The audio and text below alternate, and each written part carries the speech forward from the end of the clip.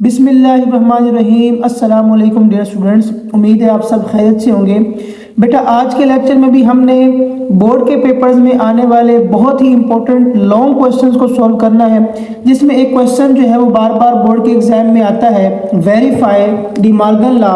De Morgan law को हमने verify करना है। उसका हमें एक लॉ दिया हुआ है, ए इंटरसेक्शन बी होल का complement is equal to A complement union B complement. यानी डिमॉर्गन के कानून की तस्दीक करें। u की वैल्यू हमें दी हुई है 1 से लेके 10 तक, इसके अंदर नंबर्स हैं। a की वैल्यू है 13579, b की वैल्यू है 2357। हमने डिमॉर्गन के कानून की तस्दीक करनी है। तो डिमॉर्गन के दो कवानीन होते हैं। तो यहाँ पर जो हमें ये कानून है ये इंटरसेक्शन में है, यानी तकाते में दिया हुआ है। तो हम यहाँ पे सबसे पहले इस कानून को उतार लेंगे। a इंटरसेक्शन बी होल का complement is equal to A complement union B complement. अब बाज़ औक़ात डिमॉर्गन के कानून के दोनों कानून भी वो पेपर में पूछ लेता है। अगर वो डिमॉर्गन के कानून दोनों पूछेगा तो आपको दोनों कानून जो है दोनों लॉज प्रूफ करने पड़ेंगे। दूसरा कानून क्या होता है कि अगर वो दूसरा कानून पूछेगा डिमॉर्गन के कानून का, तब क्या होगा, यहाँ पे जो आपको इंटरसेक्शन नज़र आ रहा है दूसरे कानून में, इस जगह पर यहाँ पे यूनियन आ जाएगा, और जहाँ आपको यूनियन नज़र आ रहा है इसकी जगह पर आप यहाँ पे इंटरसेक्शन लगा देंगे, तो ये इसका दूसरा कानून बन जाएगा। लेकिन फ़िलहाल इस क्वेश्चन के अंदर हमें जो कानून जो लॉ दिया गया है हम इसी को वेरीफाई करेंगे। अब इस कानून के अंदर, इस लॉ के अंदर एक लेफ्ट हैंड साइड है, एक राइट हैंड साइड है। तो सबसे पहले हम सॉल्व करेंगे लेफ्ट हैंड साइड को। लेफ्ट हैंड साइड की हेडिंग देने के बाद अब हम लेफ्ट वाला क्वेश्चन उतार लेंगे, ए इंटरसेक्शन बी होल का कम्प्लीमेंट। अब डियर स्टूडेंट्स यहाँ पे हम क्या करेंगे, सबसे पहले जो ब्रैकेट के अंदर वाली वैल्यूज हैं सबसे पहले इनको सॉल्व करेंगे। ब्रैकेट के अंदर हमारे पास आ रहा है ए इंटरसेक्शन बी। तो यहाँ पे क्या होगा, a इंटरसेक्शन b का मतलब ये है कि हम इसको सोल्व करेंगे। a की जगह पर हम a की वैल्यू पुट करेंगे, इंटरसेक्शन वाला ऑपरेशन वैसे ही आ जाएगा, और b की जगह पर हम b की वैल्यू पुट करेंगे। तो a की वैल्यू हमें सवाल में गिवन थी 13579, यहाँ लिखेंगे 13579 और 9। b की वैल्यू हमें गिवन थी 2357, तो यहाँ b की वैल्यू आ जाएगी 2357। अब इन दोनों सेटों के दरमियान इंटरसेक्शन का ऑपरेशन है, यानी तकाते वाला ऑपरेशन है। इसमें क्या करते हैं, हम इसमें से वो एलिमेंट्स दोनों में से लेंगे जो दोनों के अंदर एलिमेंट्स सेम होंगे। तो यहाँ पर 3 दोनों के अंदर सेम आ रहा है तो 3 आ जाएगा। इसके अलावा 5 जो है वो दोनों सेटों के अंदर पड़ा है, 5 भी आ जाएगा, और 7 भी दोनों सेटों के अंदर कॉमन है तो 7 भी आ जाएगा। इस तरीके से इन दोनों सेटों का जो इंटरसेक्शन है वो आ जाएगा 3, 5 और 7। उसके बाद अब हमने ए इंटरसेक्शन बी फाइंड कर लिया है। अब हम इसका होल कम्प्लीमेंट निकालेंगे। तो ए इंटरसेक्शन बी होल का जो कम्प्लीमेंट होता है वो इज इक्वल टू होता है, ये जो कम्प्लीमेंट है ये स्टार्ट में आके u और माइनस बन जाएगा। इस कम्प्लीमेंट को हम सोल्व कर रहे हैं, इसको हम शुरू में लेके आए हैं तो ये बन जाएगा u और माइनस, और आगे जो a इंटरसेक्शन बी है ये एज इट इज दोबारा आ जाएगा। अब हम इसके अंदर मजीद वैल्यूज पुट कर देंगे। तो u की वैल्यू जो थी हमारे पास, u की वैल्यू थी 1 से लेके 10 तक पूरे नंबर्स थे u की वैल्यू में। तो यहाँ पे हम लिखेंगे 1 2 3 4 5 6 7 8 9 10। उसके बाद ये माइनस वाला ऑपरेशन आ जाएगा तो माइनस लिख देंगे। उसके बाद ए इंटरसेक्शन बी, तो ए इंटरसेक्शन बी का रिजल्ट हमारे पास निकला था 357। अब इन दोनों सेटों के दरमियान माइनस का ऑपरेशन है। तो जब दो सेटों के दरमियान माइनस का ऑपरेशन हो तो क्या होता है, इनमें से सेम नंबर आपस में कैंसिल हो जाएंगे, और पहले सेट में से जो जो एलिमेंट बच जाएंगे वो हमने उतार लेने हैं। यानी इस पहले सेट में से वो नंबर हमने नीचे लिखने हैं जो आगे वाले सेट में मौजूद नहीं है।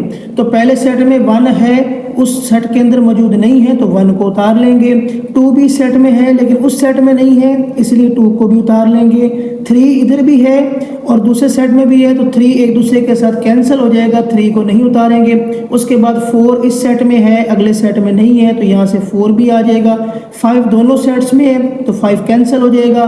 6 जो है इस सेट में है, अगले सेट में नहीं पड़ा तो 6 भी आ जाएगा। 7 दोनों सेट्स में है। उसके अलावा 8, 9, 10 इस सेट में है लेकिन अगले सेट में नहीं है, तो लिहाजा यहाँ से 8, 9 और 10 भी यहाँ से आ जाएगा। तो इस तरीके से हमारी लेफ्ट हैंड साइड जो है वो सॉल्व हो चुकी है।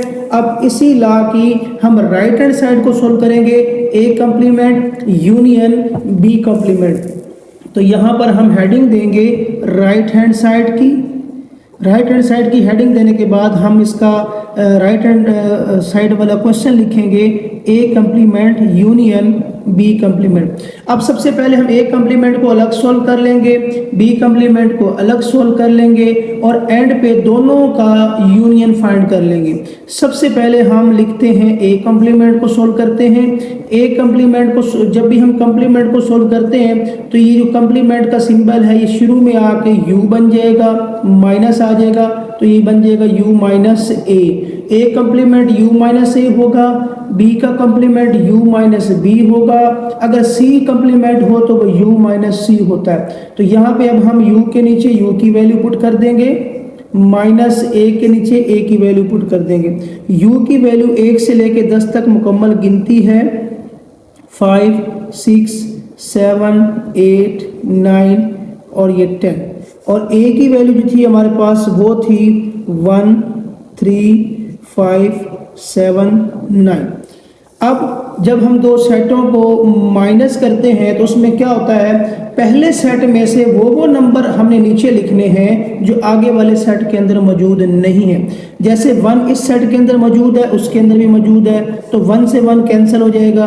2 इसके अंदर मौजूद है, आगे वाले सेट में मौजूद नहीं है, तो लिहाजा यहाँ से 2 आ जाएगा। 3 दोनों के अंदर मौजूद है तो 3 कैंसिल हो जाएगा। 4 इसके अंदर मौजूद है, अगले सेट में मौजूद नहीं है तो 4 आ जाएगा। 5 दोनों के अंदर मौजूद है, 5 कैंसिल हो जाएगा। 6 इसके अंदर मौजूद है, उसके अंदर नहीं है तो 6 आ जाएगा। इस तरीके से 2, 4, 6, 8 और 10, यानी ये एलिमेंट्स जो हैं इसके अंदर तो मौजूद हैं, आगे वाले सेट के अंदर मौजूद नहीं है।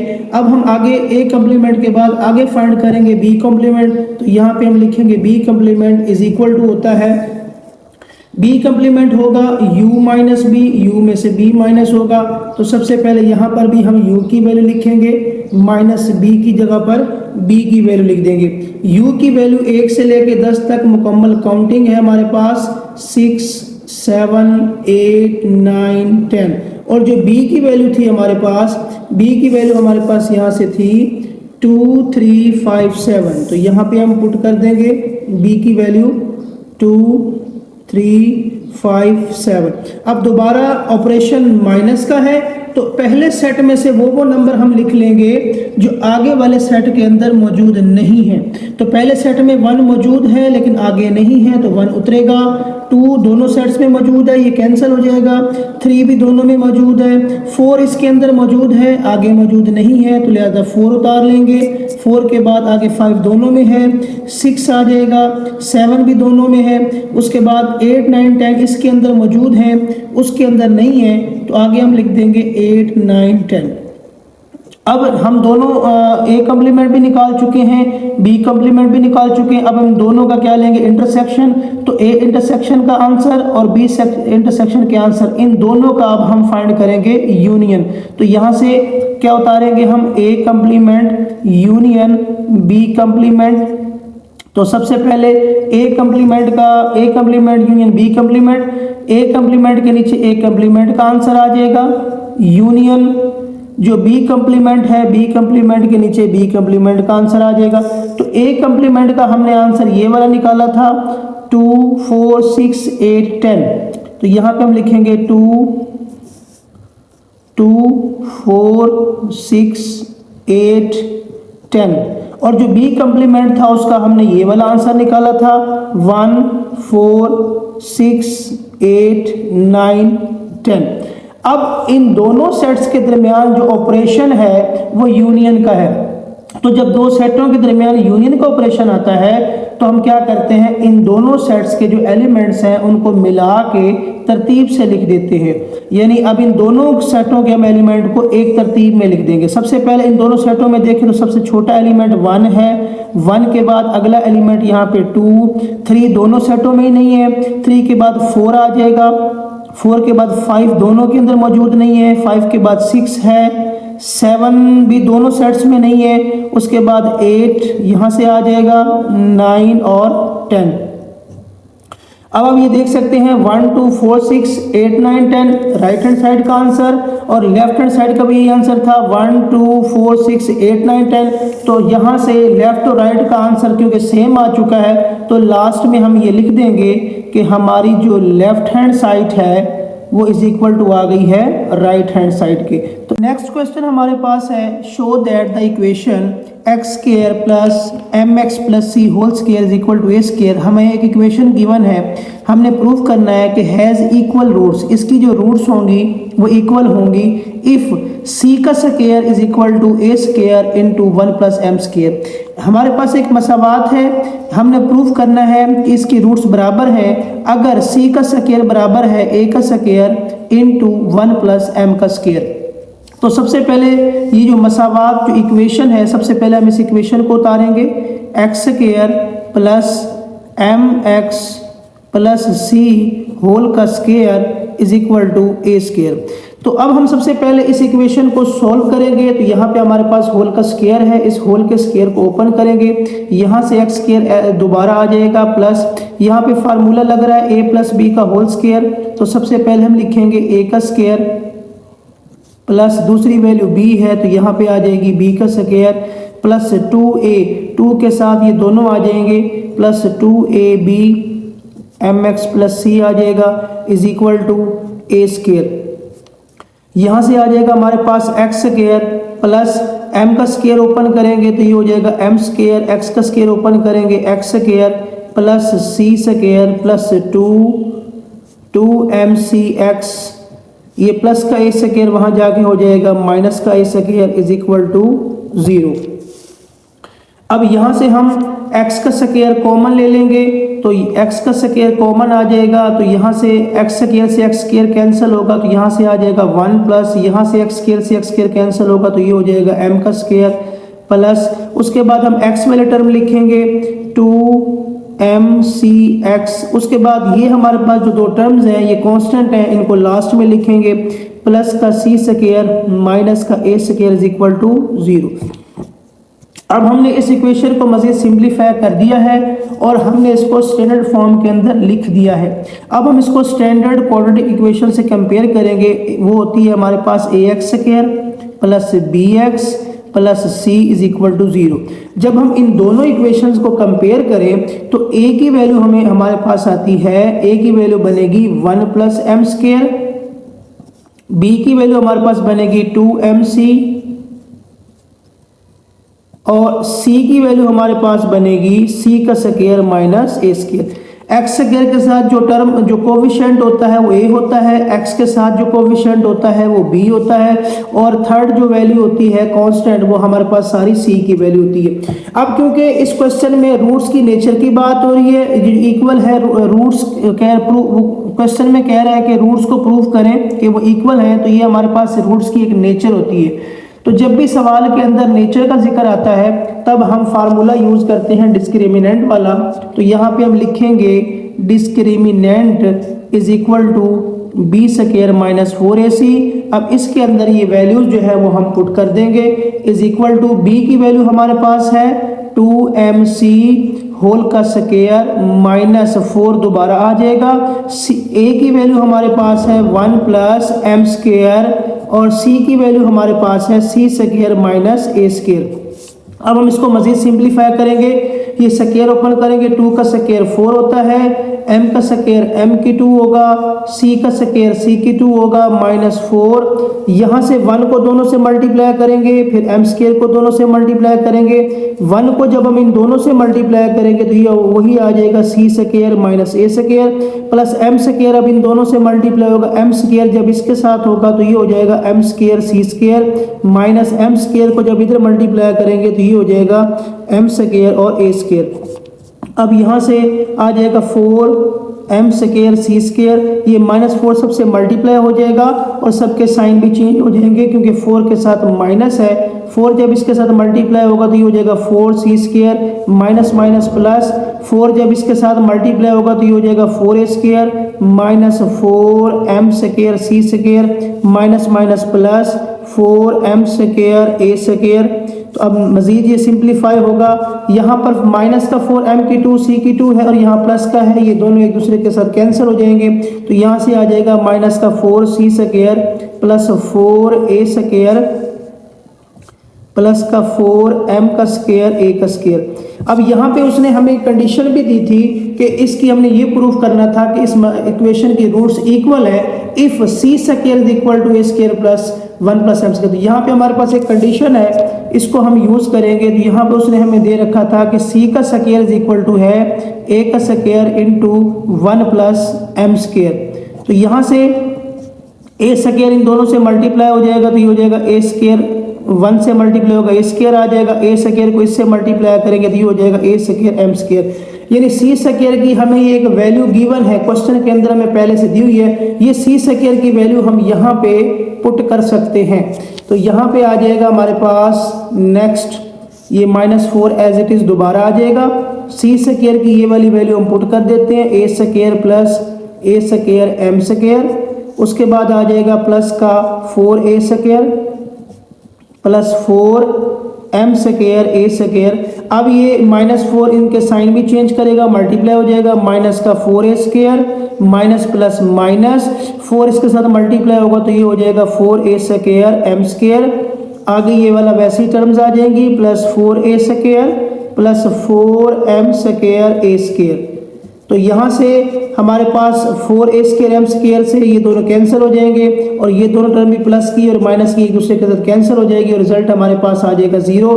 अब हमारे पास जो डिस्क्रिमिनेंट का रिजल्ट 0 आया है तो इसका मतलब ये है कि रूट्स जो हैं वो इक्वल हैं, लेकिन कंडीशन क्या है, अगर c स्क्वायर की जगह पे हम पुट करेंगे a का square into 1 plus m square, यानी अगर ये केस हो c के स्क्वायर की ये वाली वैल्यू इसमें पुट की जाए तब इस रूट्स की जो इस इक्वेशन की जो रूट्स हैं वो इक्वल आती हैं। तो यहाँ से ये बात प्रूफ हो गई क्वेश्चन की स्टेटमेंट वाली कि roots of the given equation are equal if c की स्क्वायर की अगर हम ये वाली वैल्यू पुट करें। तो यहाँ पे हम लिखेंगे लास्ट में hence prove that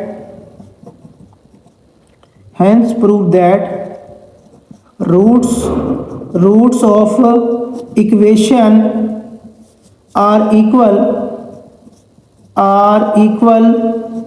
if c square is equal to हो a square into 1 plus m square. अगर c स्क्वायर की वैल्यू ये वाली पुट की जाए डिस्क्रिमिनेंट के फार्मूले में तो रूट्स जो है वो हमारे पास इक्वल ही आएंगी। अब हमारे पास नेक्स्ट क्वेश्चन है, if alpha beta are roots of equation X square plus P X plus Q is equal to 0, alpha beta जो है वो इस इक्वेशन की रूट्स है, then evaluate alpha over beta plus beta over alpha. यानी alpha और beta इस मसावात की रूट्स हैं, तो हमने क्या करना है, alpha over beta plus beta over alpha की कीमत मालूम करनी है। तो सबसे पहले हमें इस क्वेश्चन के अंदर जो इक्वेशन गिवन है इस इक्वेशन को हम उतार लेंगे, एक्स का square plus P X plus Q is equal to 0। अब क्योंकि इस इक्वेशन की जो रूट्स हैं वो अल्फ़ा बीटा हैं, तो सबसे पहले हम क्या करेंगे, इस इक्वेशन की रूट्स का सम और प्रोडक्ट फाइंड करेंगे।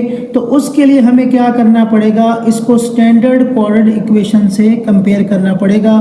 तो सबसे पहले हमने इक्वेशन को उतार लिया है, अब हम इसको स्टैंडर्ड कोऑर्डिनेट इक्वेशन से कंपेयर करेंगे और वो हमारे पास होती है A x square plus B x plus C is equal to 0। जब हम इन दोनों इक्वेशंस को कंपेयर करेंगे तो यहाँ से हमें पता चलेगा कि ए की जो वैल्यू बनेगी वो 1 बनेगी, क्योंकि एक्स की 2 का जो कोफिशिएंट है वो 1 है। तो ए की वैल्यू हमारे पास आ जाएगी 1, बी की वैल्यू हमारे पास आ जाएगी p और c की वैल्यू हमारे पास आ जाएगी q। उसके बाद क्योंकि अल्फ़ा और बीटा इस इक्वेशन की रूट्स थी, तो जब हम इनका सम फाइंड करेंगे तो सम जो है वो इक्वल होगा अल्फ़ा प्लस बीटा के। अल्फ़ा प्लस बीटा किसके इक्वल होगा? सम ऑफ रूट्स के। तो सम ऑफ रूट बन जाएगा इनका, और इसका फार्मूला होता है -b/a। माइनस हम दोबारा उतार लेंगे, b की वैल्यू हमारे पास p है और a की वैल्यू 1 है। 1 हम नीचे लिखे ना लिखें इससे कोई फर्क नहीं पड़ता, तो इसका रिजल्ट आ जाएगा -p। तो सम ऑफ रूट यानी अल्फ़ा प्लस बीटा का जो रिजल्ट आया वो हमारे पास आ गया -p। इसके बाद अब हम क्या करेंगे? सम ऑफ रूट के बाद प्रोडक्ट ऑफ रूट फाइंड करेंगे। Product of root alpha beta हो जाएगा, इसमें रूट्स आपस में मल्टीप्लाई हो जाएंगी। सम ऑफ रूट में रूट्स प्लस होंगी और प्रोडक्ट ऑफ रूट में रूट्स मल्टीप्लाई होंगी। प्रोडक्ट ऑफ रूट का फार्मूला होता है c/a। तो c की वैल्यू क्वेश्चन में हमारे पास c की वैल्यू q है और a की वैल्यू जो है वो 1 है। तो q/1 नीचे 1 हम लिखे ना लिखें इससे कोई फर्क नहीं पड़ता, तो यहाँ पे q आ जाएगा और अल्फ़ा बीटा वैसे ही आ जाएगा। तो रूट्स का जो प्रोडक्ट हमारे पास आया वो q आया। हमने सबसे पहले इक्वेशन को उतारा, उसमें a b c की वैल्यू निकाली और फिर हमने सम ऑफ रूट फाइंड किया इस फार्मूले से और प्रोडक्ट ऑफ रूट फाइंड किया हमने इस फार्मूले से। तो सम और प्रोडक्ट आ चुका है। अब हमने वैल्यू फाइंड करनी है alpha over beta plus beta over alpha की। तो उसके बाद हम इसको यहाँ पे लिख लेंगे, हमें वैल्यू फाइंड करनी है alpha over beta plus beta over alpha की। अब हम इसको मज़ीद थोड़ा सिंप्लीफाई करेंगे।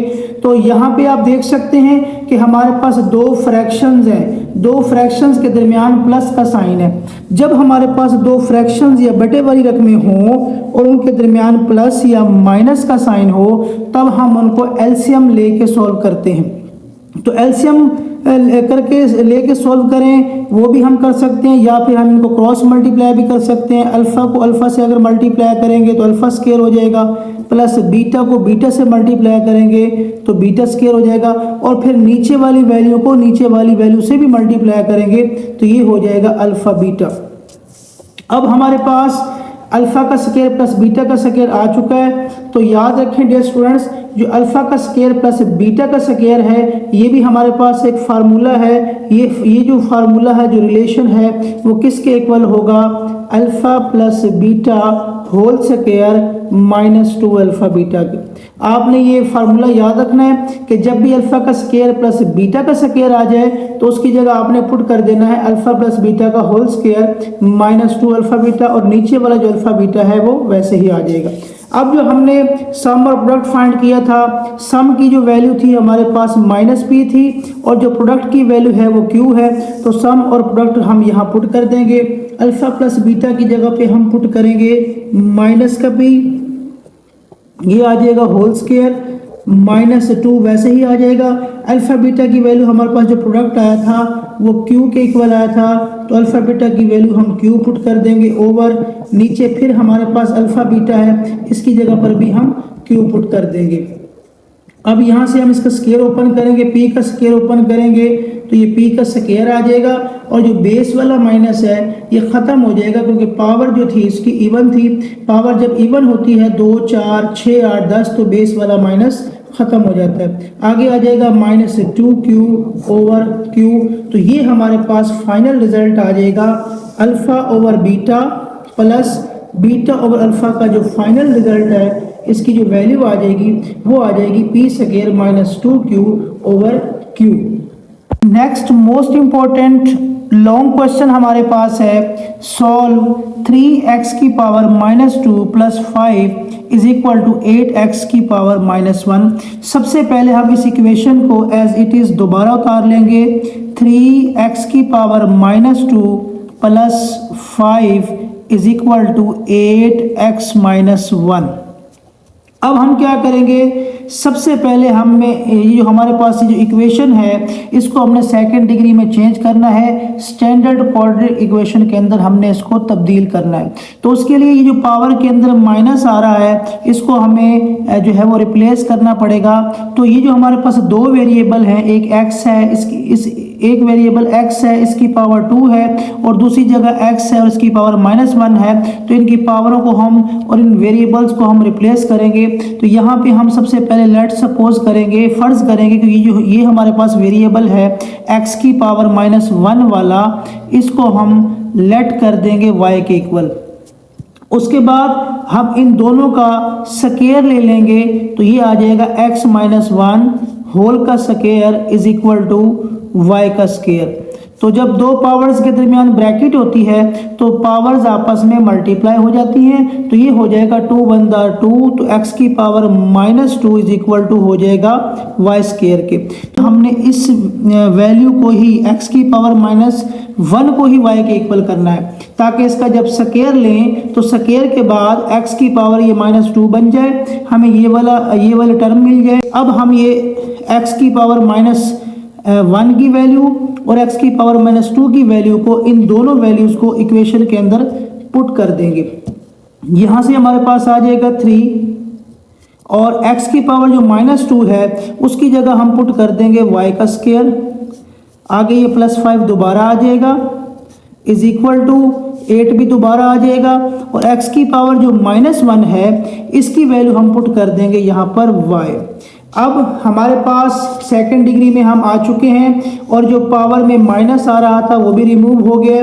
अब हम इसको स्टैंडर्ड क्वाड्रेटिक इक्वेशन के अंदर कन्वर्ट करेंगे।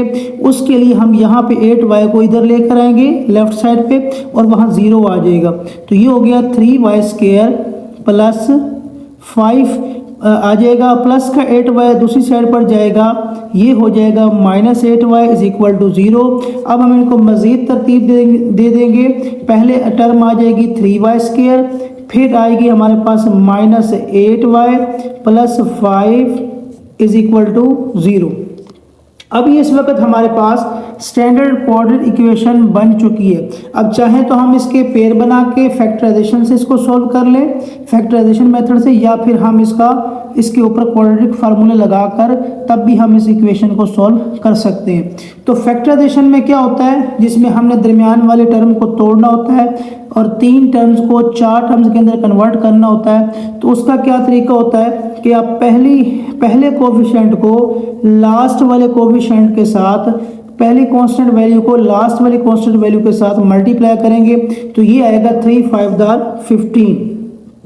अब इस 15 के हम ऐसे दो फैक्टर्स लेंगे जिनको प्लस माइनस करें और हमारे पास 8 आ जाए। यानी ये सबसे पहले आप पहली वैल्यू को लास्ट वाली वैल्यू के साथ मल्टीप्लाई कर देंगे 3 5 15। अब हम इसके दो ऐसे फैक्टर निकालेंगे जिनको प्लस माइनस करने से 8 आता हो। तो पहला जो फैक्टर होगा 15 जब हमारे पास आ गया, सबसे पहले हमेशा हम इसके ऊपर 1 का टेबल पढ़ेंगे। 1 का टेबल 15 तक जाने के लिए हमें 15 तक ही पढ़ना पड़ेगा। 1 15 दार 15। उसके बाद 2 के टेबल में 15 नहीं आता, 3 के टेबल में 15 आता, तो यहाँ पे हम लिख देंगे 3 5 दार 15। अब जो हमारे पास ये दो फैक्टर हैं इनको प्लस माइनस करने से 8 नहीं मिलेगा, और ये जो दूसरे दो फैक्टर्स हैं 5 और 3 इनको प्लस माइनस करने से हमें 8 मिल जाएगा। तो लिहाजा ये वाले जो हमारे पास फैक्टर सेलेक्ट हो जाएंगे, तो यहाँ पे हम लिख देंगे 3 और 5। उसके बाद हमने ये देखना होता है कि 8 के साथ वेरिएबल कौन सा है। 8 के साथ वेरिएबल है y, तो दोनों के साथ हम y जो है वो पुट कर देंगे दोनों फैक्टर्स के साथ। उसके बाद हमने इनके साथ साइन लगाने हैं। तो सबसे पहले हमने देखना है कि इन दोनों में से बड़ी वैल्यू कौन सी है। बड़ी वैल्यू क्योंकि 5y है, तो बड़ी वैल्यू के स्टार्ट में वही साइन आएगा जो यहाँ पे दरमियान में मौजूद है। यानी यहाँ पे अगर माइनस है तो इस माइनस को उठा के इन दोनों में से बड़ी वैल्यू के स्टार्ट में लगा देंगे। अब छोटी वैल्यू के स्टार्ट में हम प्लस नहीं लगा सकते, क्योंकि अगर यहाँ प्लस लगा दिया तो इन दोनों के साइन चेंज हो जाएंगे और ये दोनों वैल्यूज आपस में माइनस हो जाएंगी। जबकि हमने इनको प्लस करना है तब जाकर हमें दरमियान वाला नंबर 8 मिलेगा। लिहाजा अब यहाँ पर भी हम माइनस लगाएंगे ताकि इन दोनों टर्म्स का साइन एक जैसा हो जाए और प्लस होने के बाद हमें 8 मिल जाए। तो यहाँ से क्या होगा, पहली टर्म आ जाएगी। उसके बाद -8y के दो हिस्से हो चुके हैं, एक आ जाएगा -3y -5y प्लस का 5 इज इक्वल टू 0।